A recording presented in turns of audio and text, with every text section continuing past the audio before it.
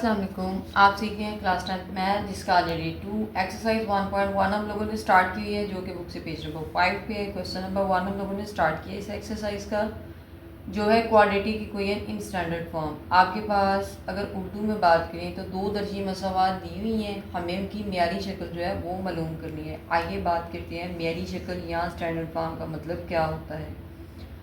आपके पास जितनी भी ब्रैकेट्स आ रही होंगी, जस्ट लाइक नंबर कुछ इसमें में आ रहे होंगे x + 3 into x minus 4 is equal to 4 ले लिया मैंने, ये वाली फॉर्म आ रही होगी। या अगर ये नंबर आपके पास कुछ इसमें में दिया होता x + 3 into x minus 4 is equal to 4। अब इसमें चेक करें, दो ब्रैकेट्स आ रही हैं जो आपस में मल्टीप्लाई हो रही हैं। इधर वाले में चेक करें, आपके पास एक नातक या इंग्लिश में बात करें रैशनल नंबर आ रहा है। वो कौन सा नंबर होता है जिसका कुछ पोर्शन ऊपर दिया हो, कुछ पोर्शन आपके पास नीचे दिया हो, उसको नातक नंबर या इंग्लिश में बात करें रैशनल नंबर कहते हैं। मियारी शक्ल में हमें करना क्या है, आपको दी गई ब्रैकेट्स को ख़त्म करना है, और अगर बटे की सूरत यार उसमें बन रही है, फ्रैक्शन आ रहा है, देन आपको उसको सिंप्लीफाई करना है। तो फिर फॉर्म मियारी कौन सी होगी, आपको क्वेश्चन को सिंपल इस वे में लेके आना है। ax2 + bx + c is equal to 0। एक साइड पे आपको 0 लेके आना है, बाकी तमाम टर्म्स को आपको एक साइड पे लेके आना है। बट उनमें ना तो ब्रैकेट आनी चाहिए, ना ही उसमें क्या आनी चाहिए, फ्रैक्शन आनी चाहिए। उस शक्ल को हम क्वेश्चन की मियारी फॉर्म कहते हैं। आइए इसको एक्सरसाइज के एक क्वेश्चन की मदद से हम लोग सीखते हैं। यहाँ मैंने क्वेश्चन नंबर 1 का 2 पार्ट ले लिया है, जो कि मेरे पास एक फ्रैक्शन नज़र आ रही है x² + 4 / 3 minus x/7 is equal to 11 is equal to 1। Solution करने के लिए आपको करना क्या है, फर्स्ट ऑफ ऑल क्वेश्चन को one time as it is write करना है। x2 + 4 / 3 minus x/7 is equal to 1। अब आप यहाँ पे चेक करें, मेरे पास दो नातक नंबर आ रहे हैं या दो रैशनल नंबर आ रहे हैं। एक तो ये आ रहा है x² + 4 / 3, दूसरा आ रहा है x/7। और इनके नीचे वाले नंबर जिनको डिनोमिनेटर कहते हैं, आप चेक करें नीचे वाले नंबर दोनों अलग-अलग हैं। अगर नीचे वाले दोनों नंबर अलग-अलग हों तो आप उसको दो तरीक़ों से कर सकते हैं, एलसीएम भी ले सकते हैं और क्रॉस मल्टीप्लिकेशन भी करवा सकते हैं। हम इसकी यहाँ क्रॉस मल्टीप्लिकेशन करवाएंगे क्योंकि वो थोड़ा सा शॉर्ट मेथड है एज़ कम्पेयर टू एलसीएम। चलिए आइए क्रॉस मल्टीप्लिकेशन करना सीखते हैं। आपको क्रॉस मल्टीप्लिकेशन के लिए करना क्या, नीचे वालों को आपस में करवा देना, 3 × 7,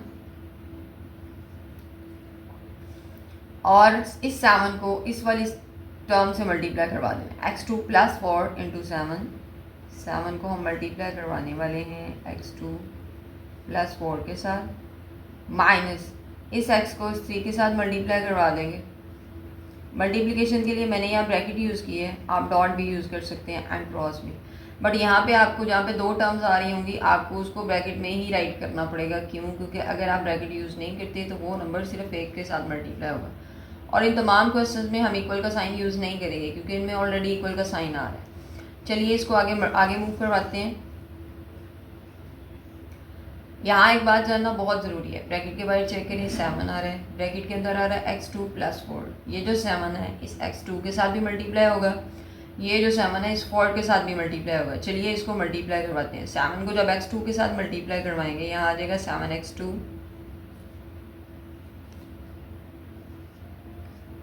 और 7 को जब हम 4 के साथ मल्टीप्लाई करवाएंगे, this one is equal to 28। आगे -3 जब x के साथ मल्टीप्लाई होगा 3x आ जाएगा। नीचे 7 और 3 आ रहा था, दोनों को मल्टीप्लाई करवाया, answer is 21।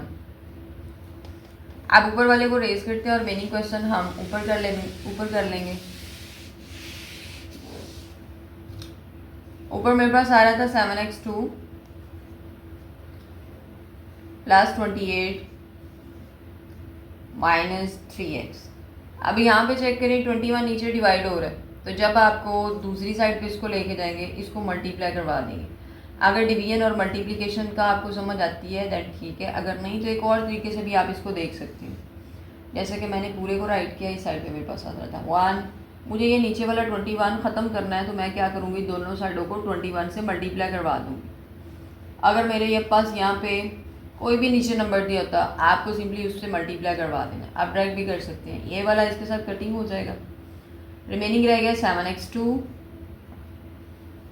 Plus 28 minus 3x is equal to 21। जैसा कि पहले हम बात कर चुके हैं, मेरी शक्ल कौन सी होती है जिसमें तमाम टर्म्स एक साइड पे हों और एक साइड पे ज़ीरो आ रहा हो। तो ज़ीरो बनाने के लिए हम इसके क्या करेंगे, 21 को इस साइड पे ले आएंगे। इधर आ जाएगा 7x2 plus 28 minus 3x minus 21।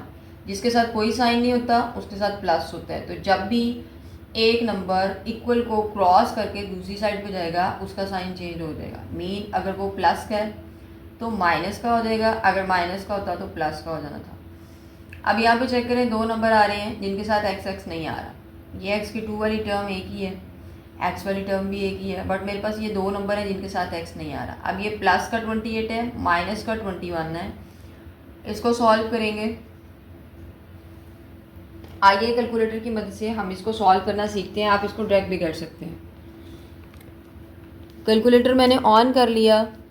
On करने के बाद मैंने सिंपली क्या प्रेस किया, 28 नेक्स्ट माइनस, आगे मैंने प्रेस कर दिया 21, press the equal sign, check the answer is 7। हम इसकी जगह पे 7 टाइप कर देंगे। Minus 3x is equal to 0।